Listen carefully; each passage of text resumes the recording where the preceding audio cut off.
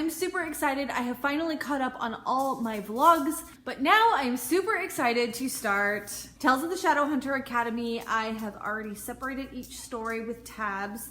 While I am also reading that, I'm going to be also reading the Shadowhunter Codex. I think that they kind of go together. So this officially starts this vlog. Yay, I'm so excited. Simultaneously, I am also starting a Midnight Sun for another vlog. I don't know what I'm doing, but this is the way it's gonna go. I definitely wanted to get to this book right away because my husband just sent it to me yesterday. I'm super excited to have it. I'm super excited to start reading it, and I want to read it along with everyone else. I think I liked what I did with the other vlog, with the Bane Chronicles vlog, where I kind of updated after every story or so and just gave a little bit of synopsis of each story and how it affected my reading. So I liked that format. I think I'm gonna stick to it with this book.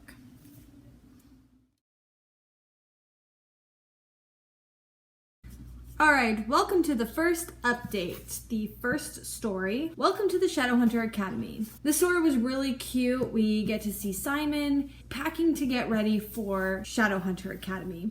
I really like how the story opens up. It's so Simon-y. It says, the problem was that Simon did not know how to pack like a badass. And he said, for a camping trip, sure. But he was so completely unprepared for going to an elite training ground where demon-fighting, half-angel beings known as Shadowhunters would try to shape him into a member of their own warrior race. We go through a lot of background information of how he lost his memories and how that makes him feel around his Shadowhunter friends. People who are supposed to be his friends, but he just really is missing something, connecting with them because he just feels very lost right now because he can't remember them. He is getting back some of his memories, but they're just very incomplete. It's kind of messing with him too because he starts physically feeling like a headache or something like that when he's around them. And then I believe it's Katarina Lost that takes him through a portal into Idris where the academy is. The academy training grounds are in disarray. They are not really like ready to open up for training. They're having issues with the food trucks. I'm just saying food trucks. They're having issues with getting food out there. The living quarters are quite dismal. He is actually quite famous for everything that he did that he can't even really remember. And when he gets there, he's taken under the wing of some of the elite Shadowhunters. They are basically they're basically kids who come from Shadowhunter families. And then there's the mundane group who are going to ascend into being Shadowhunters, and they are treated kind of shitty. I really like this because they keep making all these comments, and he also used to be a downworlder, so he's sitting at dinner or breakfast or lunch. He's sitting down for some nasty soup. His peers keep saying really shitty things about downworlders, about mundanes, and about grilling him about the sensuality of letting Jace bite him, and he's just over it and he snaps. I really liked that part. He's also struggling with the training so far as well. He finds it very difficult and to keep up. He's his Simon self, which I really love. They maintain a lot of his Simon-y humor.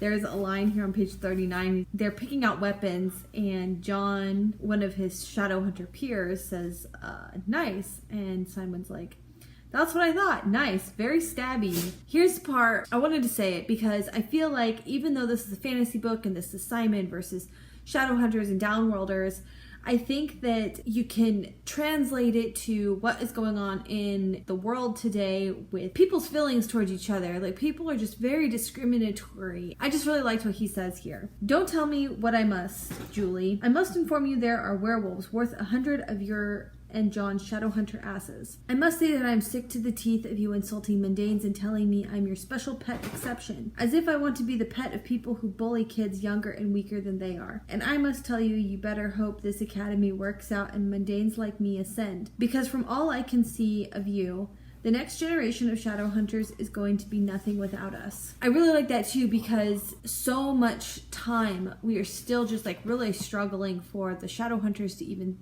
see mundanes being worthy of anything, but here they are having to use mundanes because so many Shadowhunters have died. Like, the Shadowhunters are dying out. So after that, Simon just takes off and he's like, put me with the other mundanes because I don't want to be with them. They're not my kind of people. They're rude and stuff like that. He makes like a new friend named George Lovelace. Now, Lovelace is a Shadowhunter name, but George explains here that he was actually adopted into the Lovelaces. The Lovelaces were not the most strong Shadowhunter family, but once upon a time they were Shadowhunters, and they ended up actually adopting George. So George has no Shadowhunter blood, but he mentions here that would have never considered that a Shadowhunter family would adopt a mundane. So they didn't even question it, so he was just kind of going with it, but he decided to follow Simon's lead and explain that he is actually mundane. So I thought that that was so cute. Simon is just like really lost right now, and I really love the conversation George had with him about, you are a hero. Even if you don't remember it, you know that you have the capacity to be a hero, because even if it was another life, you were a hero. The rest of us don't even have that kind of hope. I like George now. So after reading the first story, I went ahead and read a few pages of the Shadowhunter Codex. I thought that I would pause here. Here, Shadowhunter names. They leave a whole list of Shadowhunter names for you to pick from, and I was looking over this and I thought it was so funny. So here are some names that I found from this list. I'm sure I could come up with a bajillion names, but here are some just for fun that I decided to create. Green Apple, Bear Heart, Bear Hollow, Bear Head, now that sounds like a bar. Black Cherry, that sounds like a stripper. Cherry Apple, Blood Child, that sounds great. Green Earth, Green Hood, Greenland, Green Light, Raven Dove, Red Cross, Red Cherry, Red Apple, Rose Gold, there's another title of a book. Shadowhunter, I like that one, but it's already taken. Are you allowed to take Shadowhunter? Blue Blood. Shadow Walker, Land Walker, Wine. That one I should definitely use for my Shadowhunter name, because it says, there's a kind of poetry in the selection of Shadowhunter family name. Combining just any two things into a name is not enough. Your name should try to reflect something about who you are, or where you're from, or what you hope to be. A Landwalker. In order to stimulate ideas of your own, we here supply a list of appropriate English words that can be combined to make names. Appropriate, huh? My humor is way too phallic. Wolf, I like that one. Although, don't they frown upon wolves? So far, the names I have picked out are snarky, maybe a little smartassy. I would say that's appropriate. But if I were to pick something more me, let's see. I like Shadow. Black, that's like my favorite color. Wine, I love to drink wine. Pretty happy to live on Earth, just saying. Gold is a good color too. Gold and silver. Wine water. If I could make water into wine, that would be cool. Wine weather, which is all the time. Blood wine sounds kind of night wine. Have you picked out a Shadowhunter name? Or if you picked out a Shadowhunter name, which I'm gonna leave this list up here. If you have picked out a Shadowhunter name, I'd be really curious to know what names you have put together. In the meantime, I'm going to go ahead and take out the laundry, watch some of Gilmore Girls. I'm going to read some of my other books that I was reading.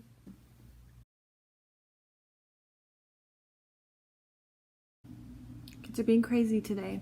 All right, time for a reading update. This one was a little bit more difficult to get through. It was quite repetitive. Basically, many pages of what training is like, still in Simon's humor, which is always appreciated and makes any reading experience better, but it was still just really repetitive,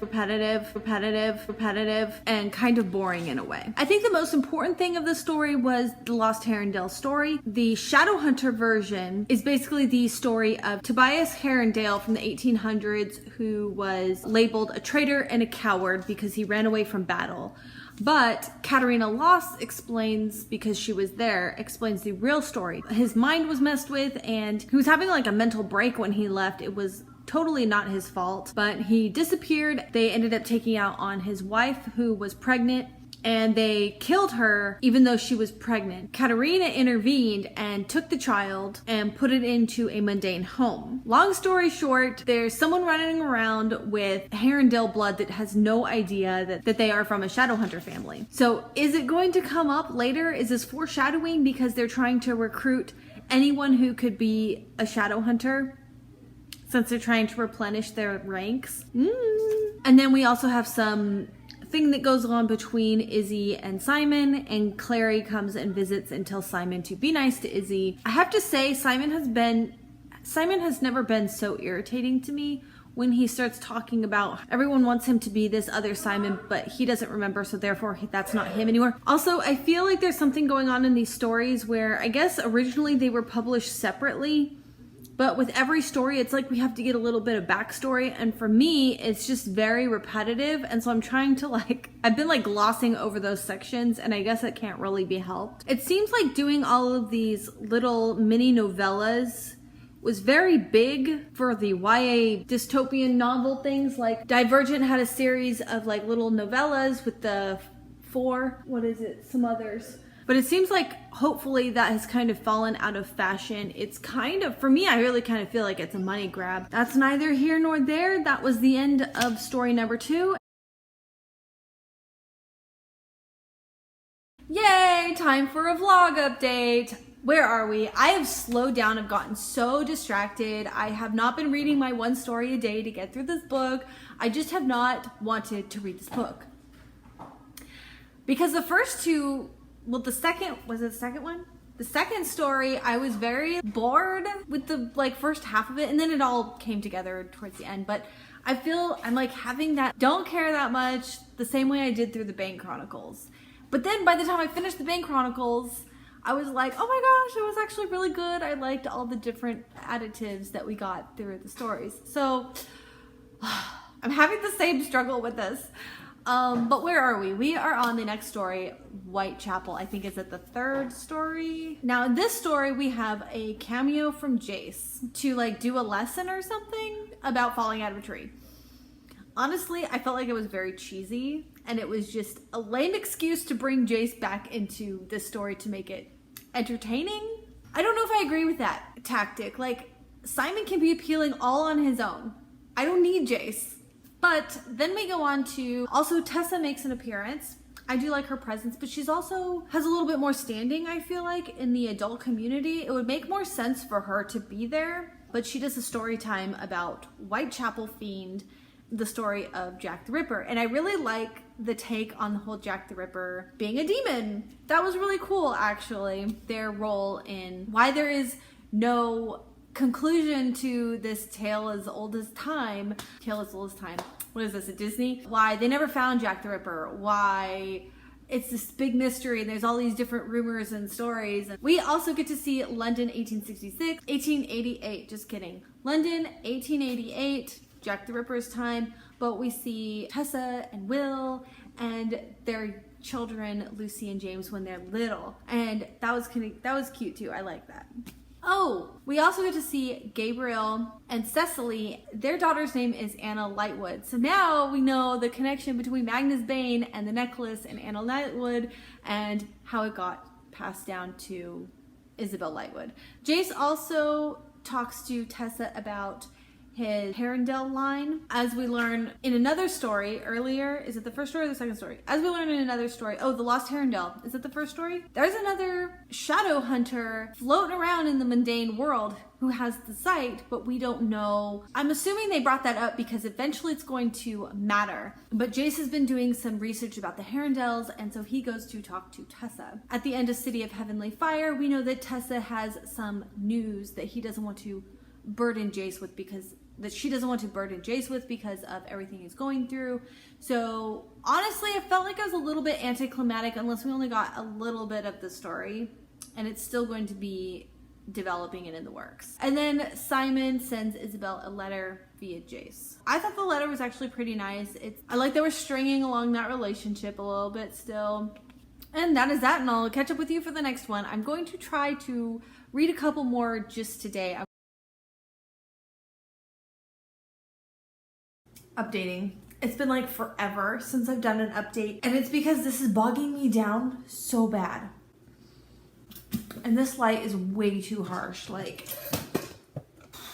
Okay, so here's the deal. I've read 5 stories now. This is really gonna bug me. Maybe I should just go get a hat. Do I have any hats? My eyebrows are fucked up. Everything's fucked up. I'm looking bad. Whatever. Anyways, I've read 5 stories now, and I still have 5 more to go. and I'm just bored to tears. It's just so long.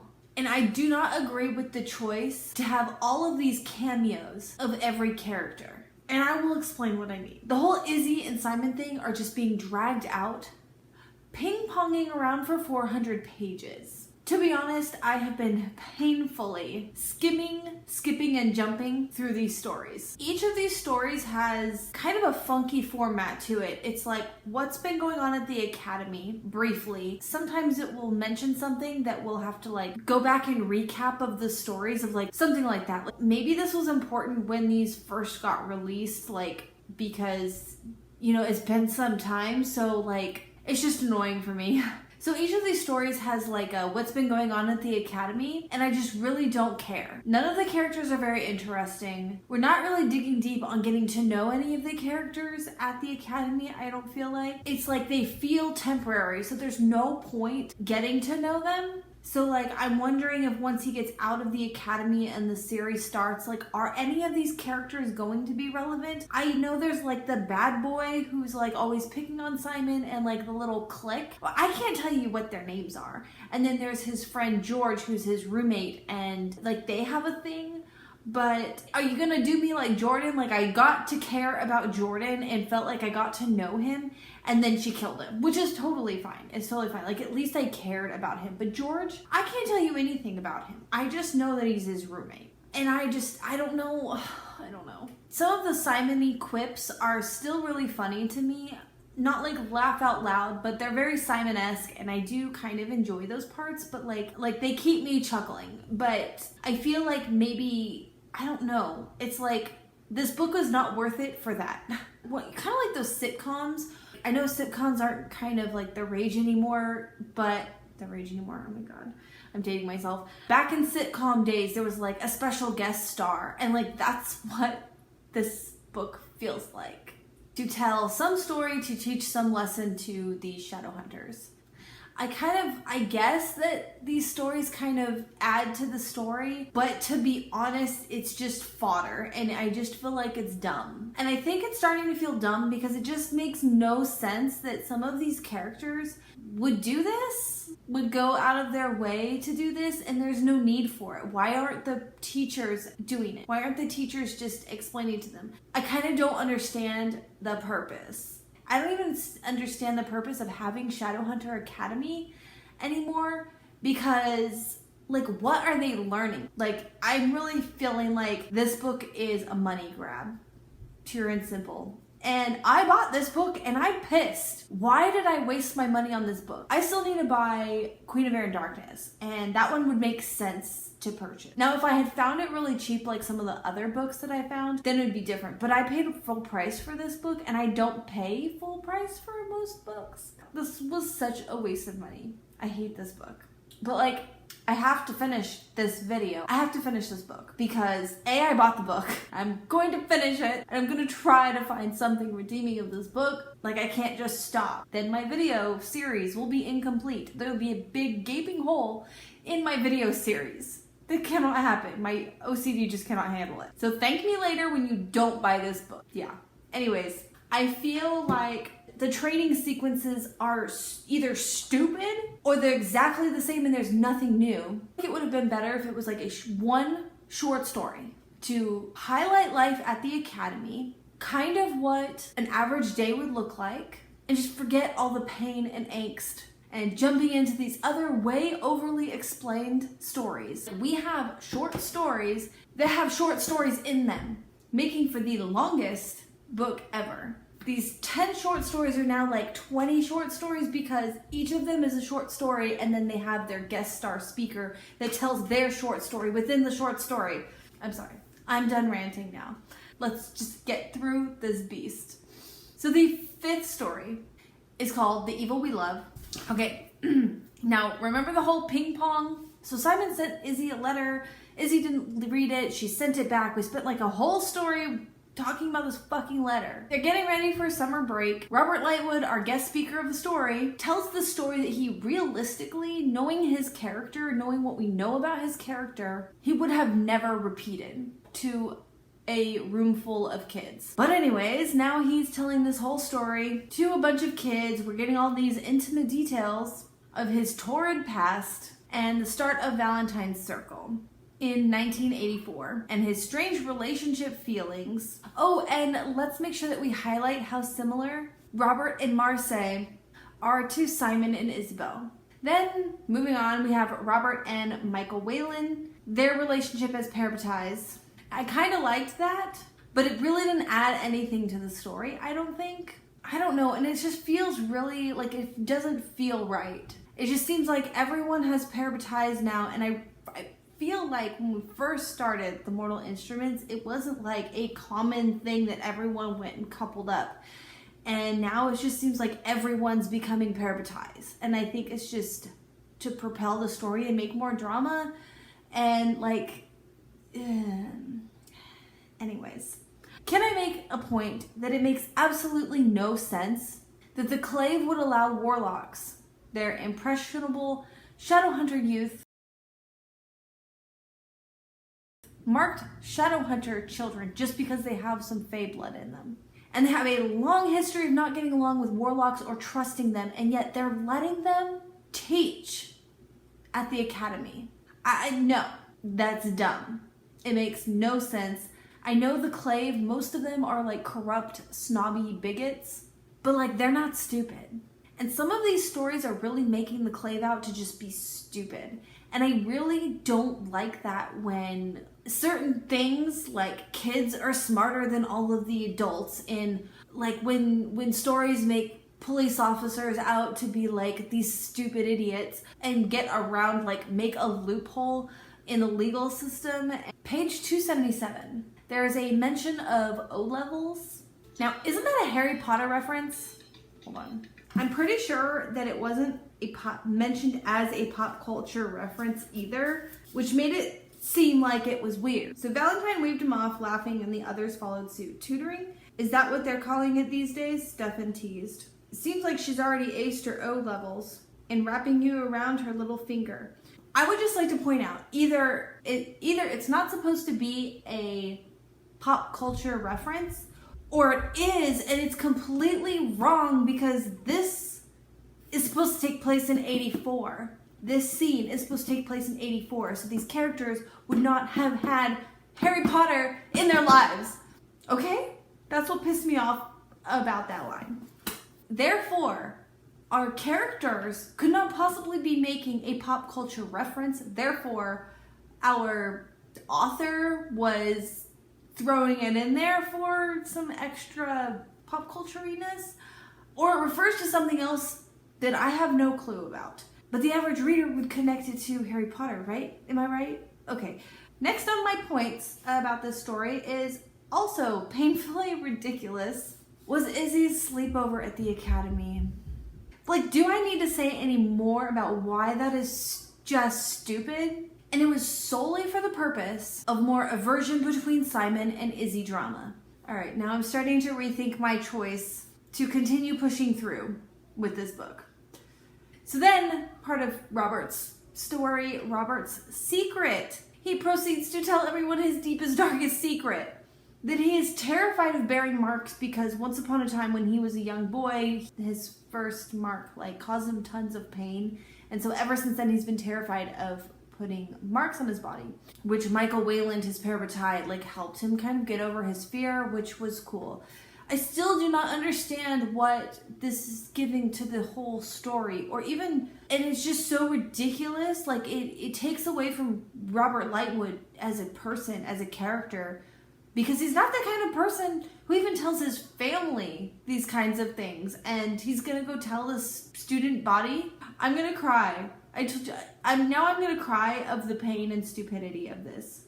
Then, if things are getting worse, now they built Robert up to where now we kind of have some sort of sympathy for him, which is cool, I guess. But then we learn that his parabatai is gay and had feelings for him. So Robert disowns Michael Wayland because he's a homophobic asshole. Now, there's just so much wrong with this. First of all, we love our gay characters, okay? Like, let's not get us wrong. But, like, now everyone has to be gay. And Michael Wayland, like, not that people who are gay don't have, homosexual people don't have heterosexual relationships and have children, but, oh no, wait, Jace was not Michael Wayland's, wait, what? I'm so confused, okay, Jace, we thought Jace Wayland was a Wayland, but now he's a Herondale. I completely am lost now did Michael Wayland have children? I don't know. I don't even know. But why does everyone have to be gay now? Okay, like we love our gay characters, but does everyone have to be gay? Also, I think that this is added to create some weird kind of connection between Alec and Michael now and their relationship with Robert. Because Robert was having a hard time dealing with the fact that his son was gay, but then like he changed his mind and like now he's like openly accepting that his son is gay, and like, is that I don't know. Oh my God. Then he wanted to wasn't there a point in there where he was like, I just want you to know that I love you no matter what? And so this is kind of going back to saying like he used to be severely homophobic and now he's like accepting of his son. Everyone's gay, by the way. Cannot complain that there isn't enough queer characters in these books. Except I have to point out, we have all of our gay characters in this book are male, except for Helen and Aline. Am I right about that? I think I'm right about that. Yes. I'm pretty sure that Helen or Aline are the only female gay characters. And then finally, yay, Izzy and Simon reconcile. Moving on to the 6th story, Pale Kings and Princes. The whole purpose of these 50 pages is to show that all Simon did all summer long is date poorly. And the conclusion of the story is that Izzy and Simon agree to start over. And thank you, Izzy. Izzy snaps at Simon to stop with the whole old Simon, new Simon, inferior complex. That was something else that was seriously, like, it would take 2 pages every single story to explain conundrum, since he lost his memory and all that shit. So, we also mentioned the Blackthorns, Shadowhunter, Phaenus, and the injustices with Aline and Helen. Aline and Helen get married. Now, again, with all of our gay characters, why is it only, maybe it's just because we're in the modern times now, but why is it only that the female characters have gotten married? I'd like to know if this continues to stay true. And also, I feel like people kind of miss the point on the whole gay marriages thing, because the reason it went to the Supreme Court is so that people who are living in a homosexual relationship can still have the rights that heterosexual married couples have. As in, did you know, a lot of people, I feel like maybe just don't even know what you get when you're married. Being married, it means that your significant other can make medical choices for you. They acquire your debt and they are responsible for your debt, which is not so cool, but also they can make all of those decisions for you. So when a gay couple decides to be together, they were denied the rights to actually make decisions for their spouse or their significant other. And so that is why they needed to legally be able to be recognized as being married. It's not just because they love each other, like that too, but like, you know, acceptance and all of that stuff too, but that's different than the reason it had to go through the court system to be recognized legally. It just really irritates me when that point gets blurred and people just completely like don't recognize the purpose of it. So we'll see, you know, maybe Magnus and Alec will actually get married. Back to Aline and Helen, just in general as characters, I really don't get the purpose of these characters. They haven't really done anything except exist for the purpose of representing a female-female gay couple. So also part of the whole controversial dynamic Shadowhunter Fae justice system. The last 2 stories. Story number 9. I don't even know what the story was called again. It's like Fiery No, that was the one before. Fiery something. Let's go ahead and be done with this vlog. So in short, the whole purpose of this story was to bring up gay marriage, and more so the topic about gay couples having children, with the abandoned blue warlock baby that was left at the gates of the academy. And Magnus and Alec decide to take the baby in. I love that this issue is brought up and explored. Before you hate me for my opinion on this story, I really love that this issue was explored and brought up. However, like many of the stories in this collection, I just don't feel that it's executed well. I just think it's a lot to unpack in a tiny story, and it changes the characters' personalities, and like I feel like we know the characters so much.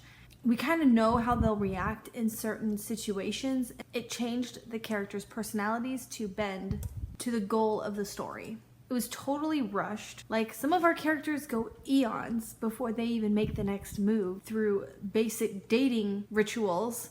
And Alec and Magnus are completely rushing into raising this baby. Now, Magnus is kind of like, oh, okay, I guess this is happening because Alec is already like cooing over the baby and his whole family shows up. The circumstances also are just stupid and convenient. Not this particularly, but just the fact that everyone just happened to be there at the right time. Also, I didn't really care for the fact that as soon as Alec got there, they were screwing in the bedroom and someone had to walk in on them. Like, why? Like, we know they're together. We know that they have a physical romantic relationship. Meanwhile, Izzy and in the next story, Izzy and Simon have sex for the first time, and we don't get to see any of it. It's just kind of like glossed over, and he kind of hints that like obviously that's what they're doing. I just feel like Cassandra Clare really, or whoever wrote that story, whoever writes the scenes between Magnus and Alec just really like to get really graphic with them, but they don't give the same attention to the other characters, and I feel like it's kind of like reverse homophobia. Do you know what I mean? Like, we don't really care about the hetero characters. We only care about the gay characters. The gay male characters, because as I had said before, there's barely any female gay characters. We have a lot of gay characters who are even brought up in the story just to be gay. Like, they don't even have... I'm going off on a really long tangent there. Getting back. I feel like also when I say that their characters' personalities are changing is because realistically, Alec's parents, I don't think that they would coo over this warlock baby, except that their son is not only in a gay relationship that they have been forced into accepting, they're not going to be ready to also accept that they're going to have a child together, and not a downworlder child. Like, they were such like the Lightwood Shadowhunter snob family, and now like their whole dynamic has been completely turned upside down, and I just feel like even the dad, I could see maybe Mayrus a little bit more, but the dad, no, I feel like he wouldn't even show up. It's not like people can't change. Accepting his son and realizing like what's more important to him, and accepting the fact that he's gay, but he still hasn't just been like chummy with Magnus at all, because A, he's screwing his son, and B, he's still a downworlder. So it makes absolutely no fucking sense to me why he would be like, ooh, let me hold the baby. I know how to take care of babies. Moving on, the last story, number 10. This was probably the best story of the whole collection. I feel like this story had the most purpose as we see the end. The light at the end of this tragic, pointless journey that was this book. And Simon goes through Ascension, says goodbye to his classmates. I really like that he has some realistic anxiety and fear about going through Ascension, and they talk about the likelihood and him facing the fact that he could die if he can't accept the runes. They also confirm his future as parabatai to Clary. He also gains his memories back, and tragically, unfortunately, his roommate George doesn't make it. I was actually really surprised. I thought that George would maybe, Simon and George would still have a friendship outside of the academy, but maybe they just kind of want to cut Simon off from the academy so they don't have to have that bridge. I don't know. Whatever. That was kind of fucked up though, because George was okay. All right. Don't want him to die. But it also explains where Simon's Shadowhunter name comes from. He has taken the name of Simon Lovelace. I personally feel like that would be kind of confusing. Oh, no, wait. He's not a Shadowhunter. So Lovelace is not a claimed Shadowhunter name. Why did I think it was? Because at first I was thinking he was from a Shadowhunter family, so it'd be really weird if he took another Shadowhunter name. Especially since Simon wouldn't even know who they are, and they're like, wait, what's your name? Anyway, that was pretty much the end of that story and the end of this book. Thank God that this book is over. I pretty much almost cried from relief that this book was over. Plus, I feel like I just had to know if maybe one of these stories had a good ending. And I kind of actually spoiled myself for the fact that Simon and Clary were gonna be parabatai. I guess I just like had to know how it happened. And I kind of don't like it just ended. Like, we got to see the parabatai bond or whatever for the other people that we don't even know. I would have much rather seen ritual for our characters that we actually care about. So I thought that that was really weird. Whoever the ceremony was for, it was kind of boring anyways, so whatever. Also, I feel like maybe some of these things may come up in the future. I kind of hope that they do, just for the sake that this book wasn't completely pointless. Okay, so I was totally gonna end this vlog here, but then I totally forgot I was going to finish reading the Shadowhunters Codex. But I do want to share I think that this is a really fun addition to the series. And right at the beginning, they have like the list of Shadowhunter names, and I had a lot of fun coming up with weird Shadowhunter names. But I feel like because since the Shadowhunter Academy really was more about all these weird side stories than it was about what it was actually like to be a part of the academy and learn anything about being a Shadowhunter, we never talked about the codex at all. Also, it just occurred to me that this codex, we learn at the end of City of Heavenly Fire that this codex was given to Clary from Tessa, and I think it used to be Will Herondale's codex, which she had kept, and then she passed it down. Or wait, maybe it was a Fairchild's, because obviously, otherwise she would have given it to Jace, right? I don't remember. I forgot the story behind it. But either way, Tessa bestows this ancient codex on Clary. The cool thing about the codex is that it has all these notes from like Simon and Jace, and all of our favorite characters have made side notes in this book, right? But like, how did notes from everybody else get in here? Some of these people didn't even go to the academy. I don't deny that they didn't have a copy of the codex in the Institute library, but why all in this codex? Now it's just kind of irritating the shit out of me, because I'm like, fine, I guess it's just one other thing I have to just take as it is. So I will update my thoughts on the codex when I'm finished reading it. I haven't finished reading it yet. Other than finishing up that little book so that I can edit this video and put it up for you guys, I'm gonna take a mental break from the Shadowhunter world. Mostly just because it's October in like 2 days now, and I really just want to clear up my schedule to focus on just spooky books. And alright, so thank you for watching, and next in the series will be Lady Midnight.